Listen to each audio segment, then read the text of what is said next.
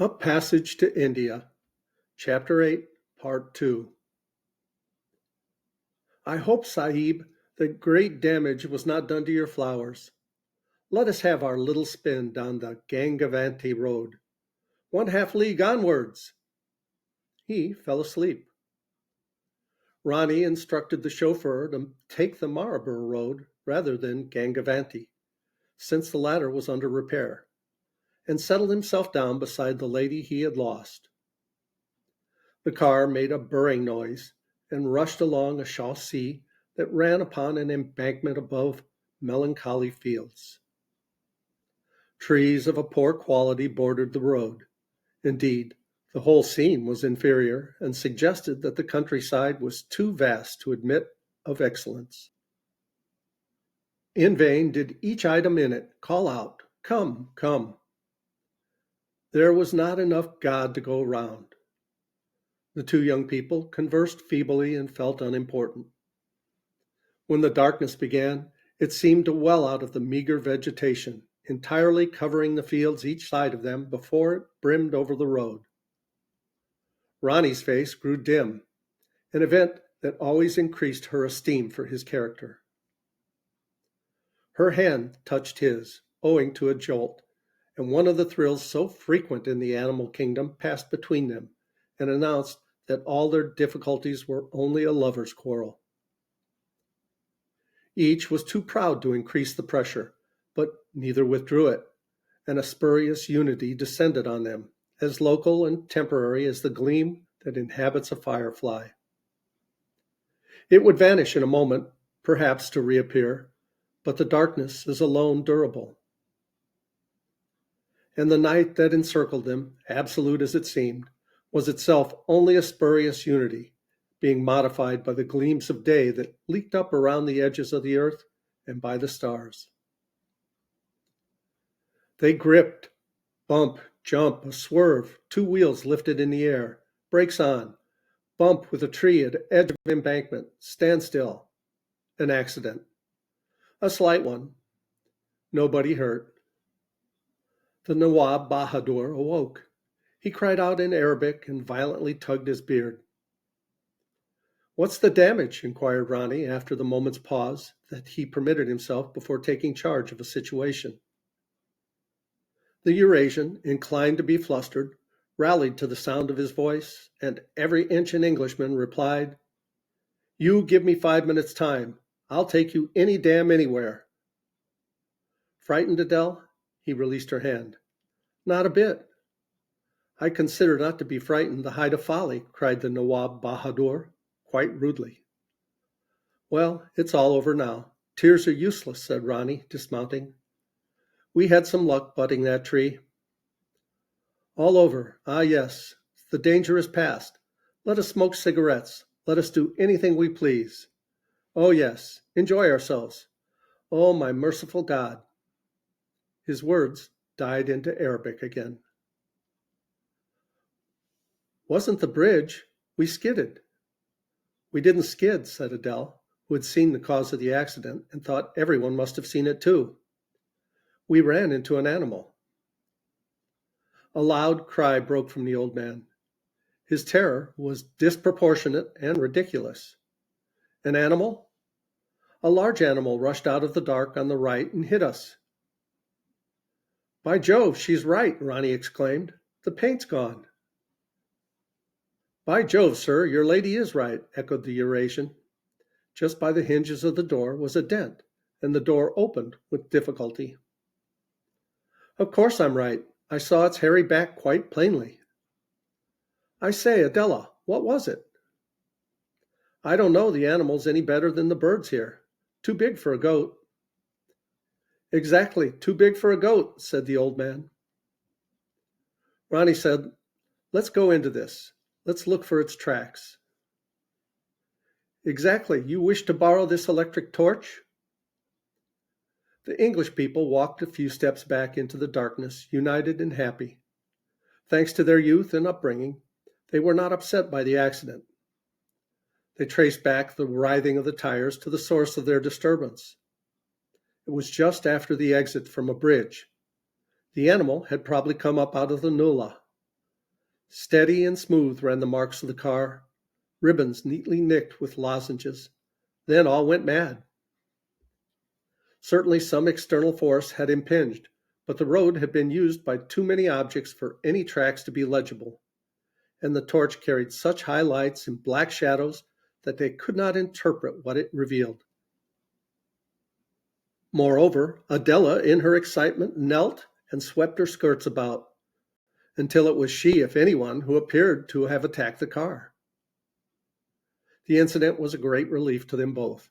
They forgot their abortive personal relationship and felt adventurous as they muddled about in the dust. I believe it was a buffalo, she called to their host, who had not accompanied them. Exactly, unless it was a hyena.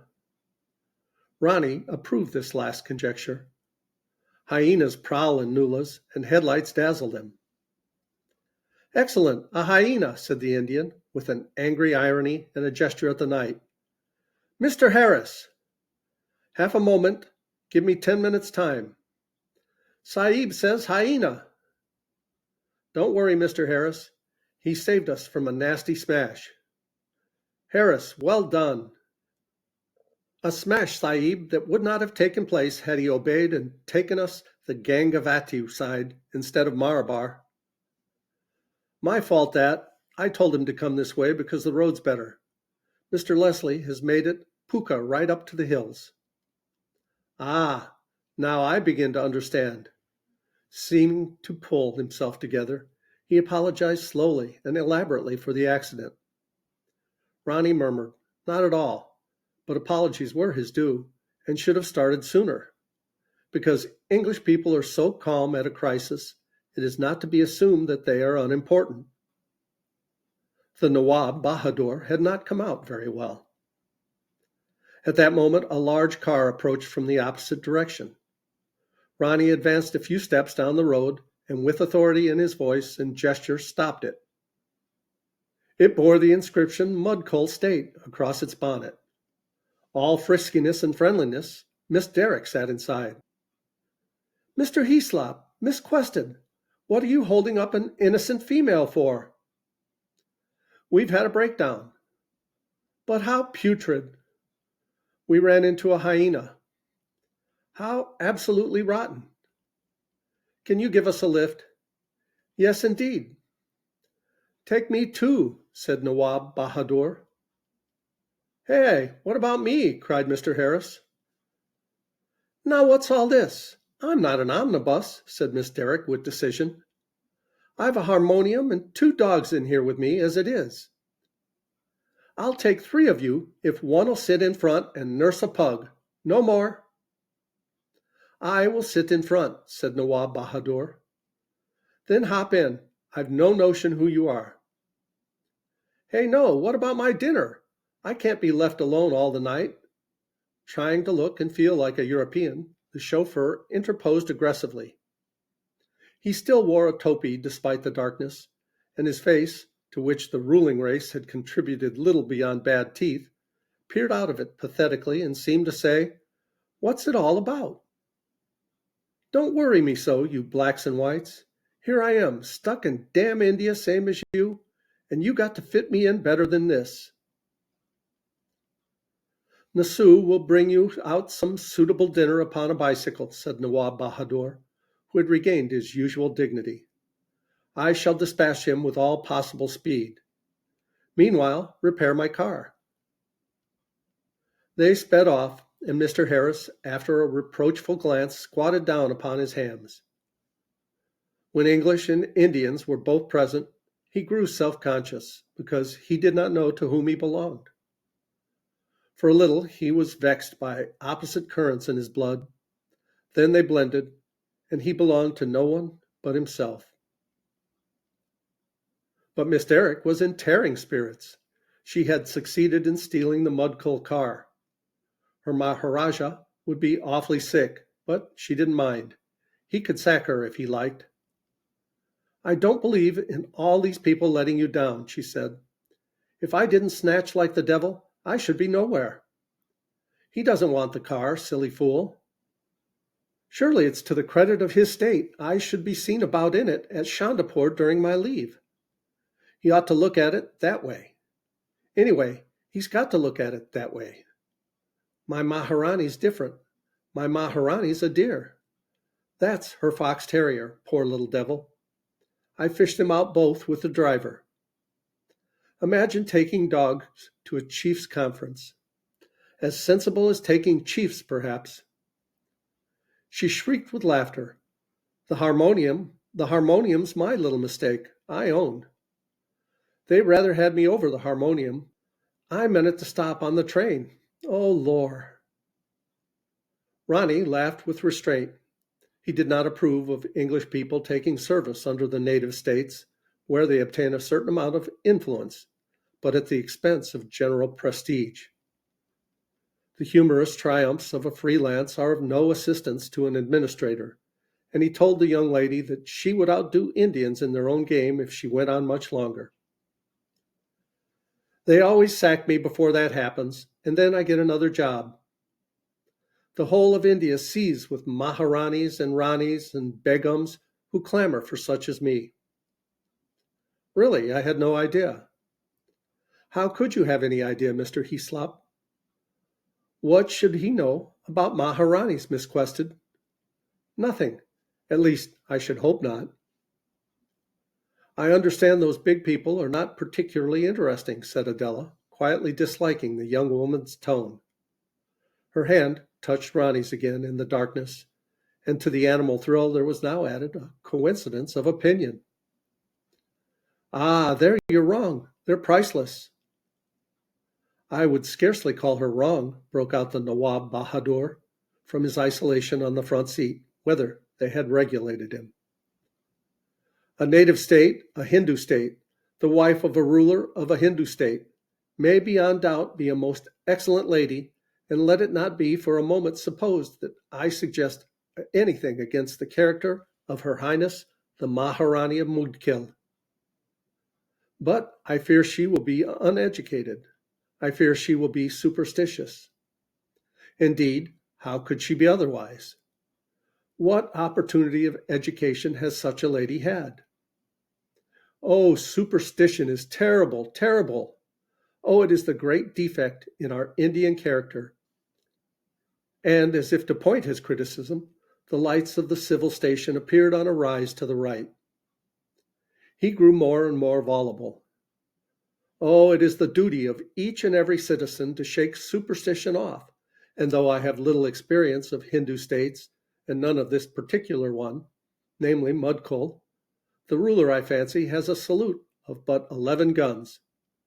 Yet I cannot imagine that they have been as successful as British India, where we see reason and orderliness spreading in every direction like a most health-giving flood. Miss Derrick said, "Golly!" Undeterred by the expletive, the old man swept on. His tongue had been loosened, and his mind had several points to make. He wanted to endorse Miss Quested's remark that big people are not interesting, because he was bigger himself than many an independent chief. At the same time, he must neither remind nor inform her that he was big, lest she felt she had committed a discourtesy. This was the groundwork of his oration. Worked in with it was his gratitude to Miss Derrick for the lift, his willingness to hold a repulsive dog in his arms, and his general regret for the trouble he had caused the human race during the evening. Also, he wanted to be dropped near the city to get hold of his cleaner, and to see what mischief his grandson was up to. As he wove all these anxieties into a single rope, he suspected that his audience felt no interest, and that the city magistrate fondled either maiden behind the cover of the harmonium. But good breeding compelled him to continue. It was nothing to him if they were bored, because he did not know what boredom is, and it was nothing to him if they were licentious, because God has created all races to be different. The accident was over, and his life, equably useful, distinguished, happy, ran on as before and expressed itself in streams of well-chosen words. When this old geyser left them, Ronnie made no comment but talked lightly about polo. Turton had taught him that it is sounder not to discuss a man at once, and he reserved what he had to say on the Nawab's character until later in the evening. And we'll pause here and we'll continue with this story in the next video. Please like, subscribe, leave a comment below. Thanks so much. I love you guys. As Tigger says, ta-ta for now.